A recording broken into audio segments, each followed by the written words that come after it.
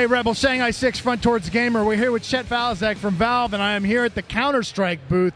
Global Offensive, CounterStrikeGo. Let's go ahead and talk to him about it. Chet, how are you doing this afternoon? Pretty good. Thanks for coming out to visit. Absolutely. I wanted to see what y'all are promoting here. So, CounterStrikeGo, is that what you guys are calling it in-house? We've decided we're going to let the community tell us which way to say that. It's kind of internally. Should it be Geo or Go? Military guy, would you say Geo or Go? Probably just Go. I can't see Global Offensive, but...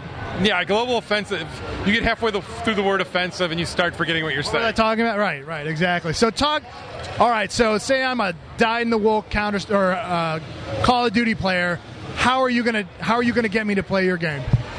So, first of all, I love those games, and I play those games myself, right? Okay. But there's something that's unique to modern shooters for Counter-Strike, and that's the game is always, every time you pick it up and you jump in that game, it's about, are you better than the guy you're playing?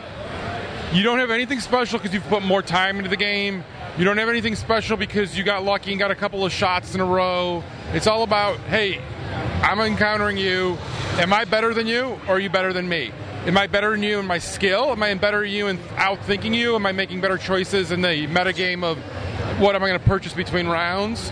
Or am I just a better player than you? And so when you die in Counter-Strike, you die because the other guy's better than you, or you messed up. It's not a lot of other noise. We try to remove as much noise as we can from that part of it so that it could all be about that skill of competition. All right, very nice. Now, the first thing I noticed when I grabbed the controller, I was lost. Like, this is not like a pick it up, and again, you get into that mindset, Battlefield, Call of Duty, left trigger zoom, right trigger fire. Your right thumbstick is sprint, things like that. None of that's here. Like, it's kind of there, but like, I have an M4 I can't zoom on, and I need a scope. Like, I need a scoped weapon. What were some of the choices that you guys decided? We're gonna do away with all that. We're gonna go back to basic Counter-Strike. Correct. Yeah, I mean, we're trying to actually do some of the mapping of the sticks. So right trigger is fire, right? Like some of the things people are used to. But like we didn't want to bring in things like iron sights, because that slows the pace of the game down. That's a different kind of game. Again, it makes a lot of sense in the other games that do it. I understand why they do it. But we wanted to make sure when we brought Counter-Strike up to the modern consoles that we did it without changing what the game was. It was really important to us of like, people are like, oh, why isn't this Counter-Strike 2? Well, you know what? We don't think of it that way. We think of, our goal is we wanted to make the best Counter-Strike, looking at what we've learned since we released it back in 2004. And everything we've learned, we want to incorporate into this game, and that's the game, and that's our goal, is to bring that forward and kind of combine some of the stuff we learned about that we made mistakes in Counter-Strike Source, some of what we like about 1.6, and just really keep that core essence of what Counter-Strike is. Okay, another key thing that I was told, this is downloadable. This isn't a full box release. What platforms, how much are we talking? It'll come out on the PS3, 360, PC and Mac, and it will be priced accordingly. It's going to be download. Who knows? We don't really, again, that's another thing we just don't worry about. We know if we make the best possible version of Counter-Strike, we're good. What we charge for it is going to be appropriate to the market. We're not really worried about what that exactly is right now. Now, how are you going to work in the PC? You still have a Counter-Strike community out there, still playing 1.6. How are you going to try to work them into this, or are you going to continue to support the original Counter-Strike through this process? So we're going to continue to support, and in fact, we just did a big update of Counter-Strike Source. We'll continue to support those platforms. Counter-Strike Go doesn't become popular because those become less popular. Counter-Strike Go becomes popular because it's a better game. And so while we're supporting those, we're also talking to the Counter-Strike Source pros. We brought those guys in. Now we're talking to the 1.6 pros and seeing what they want out of a game and seeing, does that make sense for this game? Not to say we're going to bring in everything. We're not going to go back to Counter-Strike 1.3 and bring in air control and bunny hopping.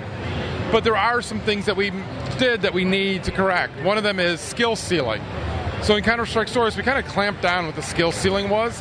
And so if you're a really good player, you could only differentiate yourself from the other players by so much, right?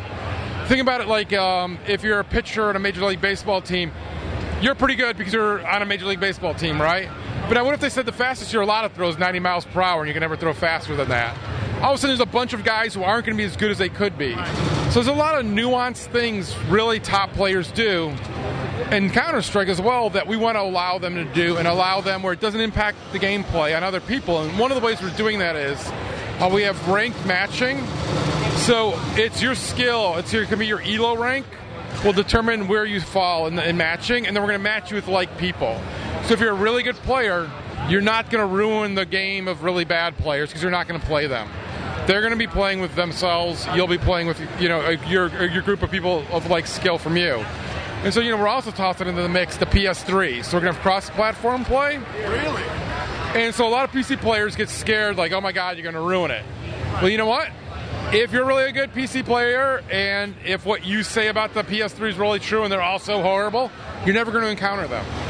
So it's not a difference. But now I think what you're going to find out is there's some PS3 players that are really good.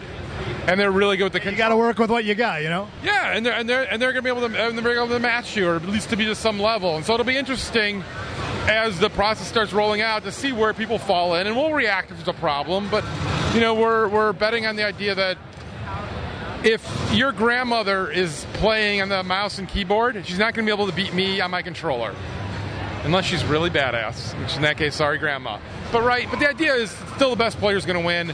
We don't make cheats for the console players. There's no auto aim or anything like that. It's still about your skill and your ability to play. Very nice. I noticed as I was playing through, I recognized that map.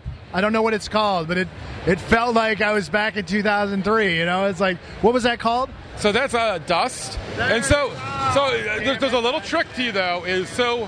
One of the cool things of having a game that's so popular is the community is really able to tell us what works and doesn't, because Dust went from being a super popular map to a map no one plays anymore. Well, why not?